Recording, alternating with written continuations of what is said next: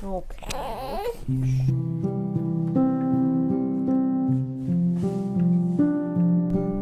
Hey everyone, welcome back to the channel. Today I'm going to talk about the birth story of my third baby, Poppy Eloise. She was born on December 7, 2024, so right now she is about 9 weeks old. Who knows how old she'll be when this video actually makes it out, but that's how old she is right now while I'm recording. This was not a hard pregnancy. I would say compared to my previous pregnancy, there were things about it that were a little bit more challenging. The first trimester, I had a decent amount of nausea and fatigue, about like what I would expect to be normal for me at this point, seeing that I've had 3 babies. Second trimester was great. I had tons of energy. I did so much cooking and prep work for postpartum. If anybody is interested in having me talk about kind of the prep work that I did and the food that I made and kind of my system, I'd love to make a video on that. So let me know in the comments if that sounds remotely interesting. Third trimester though, basically like the day my third trimester started, I started having a tremendous amount of low back pain, sciatic pain, pelvic pain. It was really uncomfortable to like sit down for long periods of time or to stand or to lay down. Like nothing was comfortable. Everything sucked. I started going to pelvic floor physical therapy, which I had never done before. If you've never done it, I highly recommend. And it helped a decent amount, but it didn't completely get rid of the pain. The right side of my pelvis was kind of like locked. So like your pelvic bones can shift back and forth, like each side of your hips. And the right side of my pelvis just didn't move back and forth like it was supposed to. And so all the muscles on that side were like super tense and kind of clamped down, which is probably why the bones weren't moving appropriately, hence having all of the pain. So I spent a lot of time stretching and trying to, use creams and patches and stuff, to alleviate the pain as much as possible. And it worked a little bit, but overall it was just like a really uncomfortable third trimester. And I have to say by like 35 weeks, I was like, okay, I'm ready for this little acorn to be born. So yeah, by like 35 weeks, I'd had enough. But I still had some time to go. So by 38 weeks, when I went to my 38-week appointment, so when I went to my 38-week appointment, I was 38 weeks and 3 days, and my provider said that if I wanted her to, she would sweep my membranes. I did not have this done with either of my 2 previous pregnancies.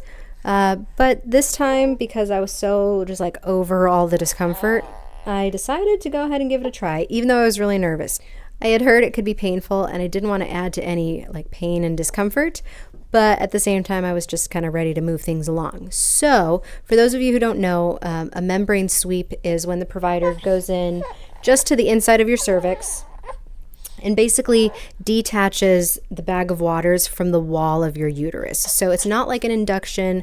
There wasn't any forcing of anything. It was just like a gentle tugging kind of thing. It wasn't any worse than any pelvic exam that I had had before.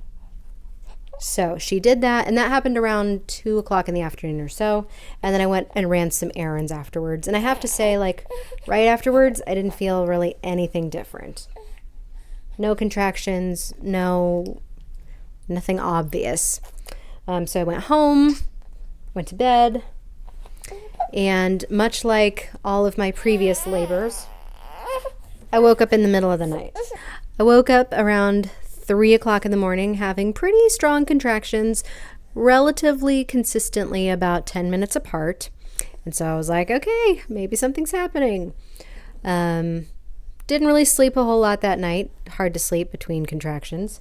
And these were pretty strong contractions. I wouldn't say they were painful, but like they weren't the kind of contractions I could just relax and sleep through.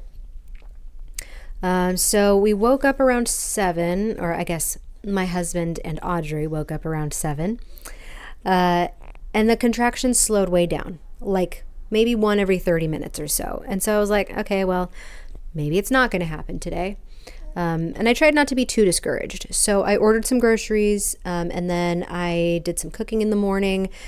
Wanted to make sure I had all of the food ready that I wanted to have immediately postpartum, nice and fresh. So I did that. Still was having contractions like every 30-ish minutes. So after all the cooking I did in the morning, I put Audrey down for a nap around 12 or so. And when she fell asleep and I was laying down in bed next to her, I started having more contractions. Again, they were like every 10 minutes or so.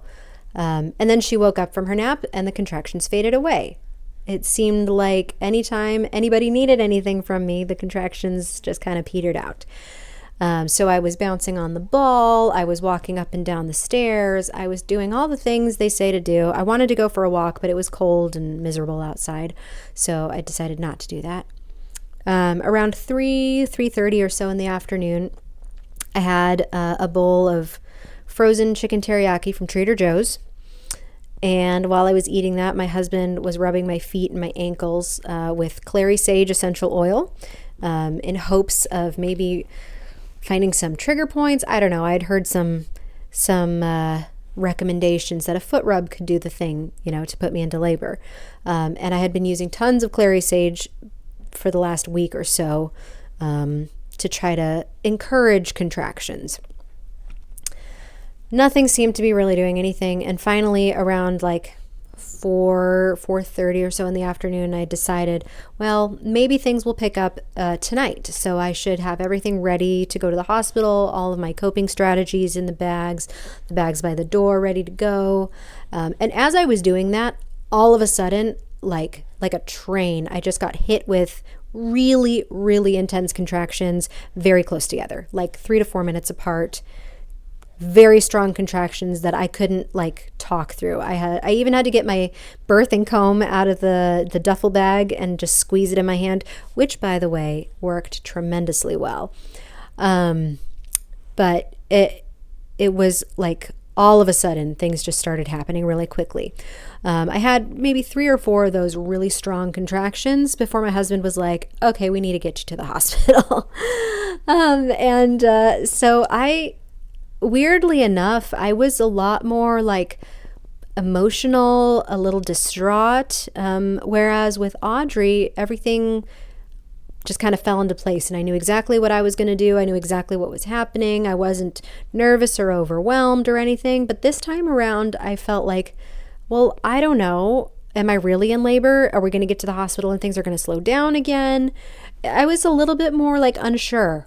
And I was weepy, which is really weird. I've never been weepy in any of my previous deliveries. So I think that kind of freaked everybody out a little bit.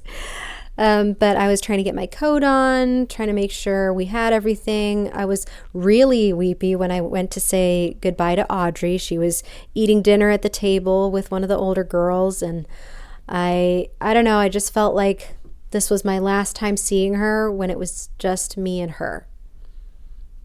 And for anybody who has older toddlers, I'm sure you understand the feeling. It's kind of hard to really put into words, but I felt like the time that I had spent with just me and her that was, unique to us was now going to be shared with another little one, which is obviously a great thing. But it was like a transition that I hadn't prepared for as much as I thought I had. And I guess it's not the kind of thing you can really prepare for anyways, but I digress. So we got out to the car. I got in the car. I was having more really strong contractions and my poor husband was totally freaking out, kind of thinking that I was going to have the baby in the car or something. We live about 5 minutes away from the hospital and I had 2 very strong contractions on the way there. So I don't know. I suppose it could have happened. One of the older girls, my 15-year-old, she came with me into the hospital, and my husband came back home to be with the toddler. My 15-year-old wheeled me up to labor and delivery. They didn't even need to triage me. They just took me straight into a room, and I was 6 centimeters and 100% 6 centimeters dilated, 100% effaced. So obviously things were happening. I got in the tub, which is something I didn't get to do with my last delivery. And it definitely helped. I was more comfortable in the warm water.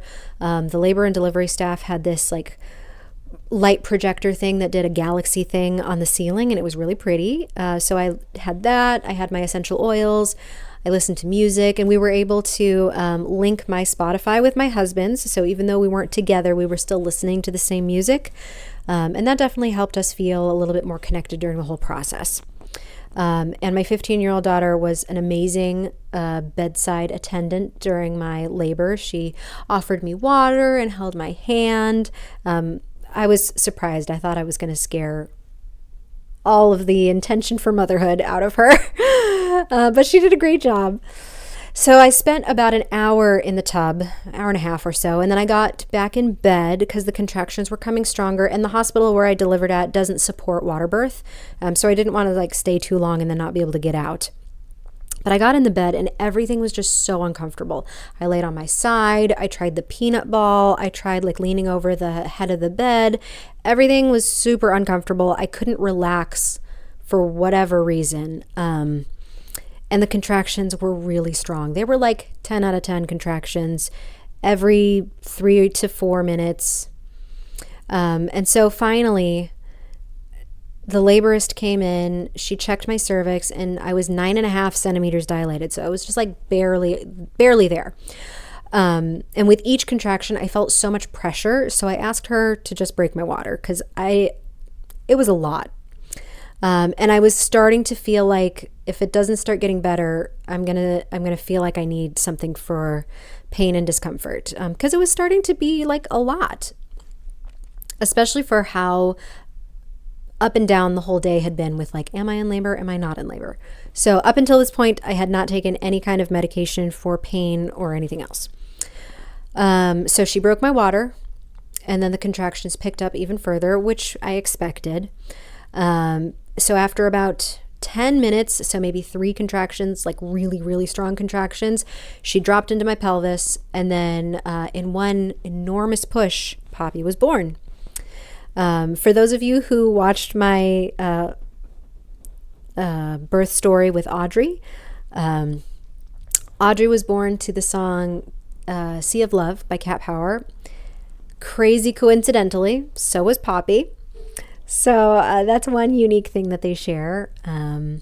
Oh yeah, and right before she was born, right as I was about to give that humongous heaving push, I had a Charlie horse in my hamstring, and I almost kicked the nurse who was holding my leg. I did end up delivering mostly on my back, which was not by my intention. I was more comfortable on my side, but the laborist kept kind of trying to shift me to lay on my back a little bit more. And I was so over the whole process that I kind of just didn't even care. I just wanted it to be done. Of the 3 labors I've had, I would say this one was the hardest and the most uncomfortable. Audrey's was by far the fastest and the easiest. And my first is honestly hard to say because it was so different and so long ago. She's almost 16 now, and I had an epidural with her, so who knows? All the nurses and the laborists that I saw, they all said the same thing. Well, third babies are kind of a wild card. Either they'll go really fast or they'll be slow and hard, and clearly I got the short end of the stick there. But anyways, so that's my story. She's doing great now. We had a fantastic recovery. We went home within 24 hours. And her older sister, Audrey, fell in love with her the moment she met her. Audrey has been such a good big sister just from the start. She loves to get things like diapers and burp cloths for me. So it's going to be really fun to watch them grow up together. And who knows, maybe in the not too horribly distant future, I'll be sharing birth story number 4. We'll just have to see. Anyways, thanks for watching, and like and subscribe and all that stuff, and I'll see you in the next one.